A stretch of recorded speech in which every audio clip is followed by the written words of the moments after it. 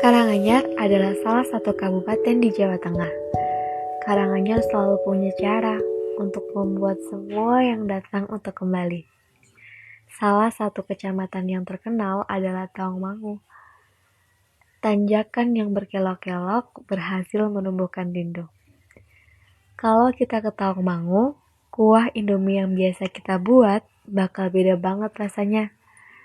Cuaca dingin dan pemandangan gagahnya Gunung Lawu menjadikan Tawangmangu kecamatan yang berhasil dijadikan destinasi wisata.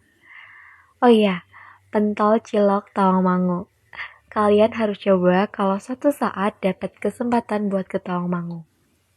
Kalau kalian pernah jalan sama pacar ke Tawangmangu, kalian akan dapat dua hal, cinta dan ketenangan. Kalaupun kalian datang tanpa gandengan, Tawangmangu tidak pernah mengecewakan. Lekas membaik bumi intan pariku, Tawangmangu, semoga kita lekas bertemu.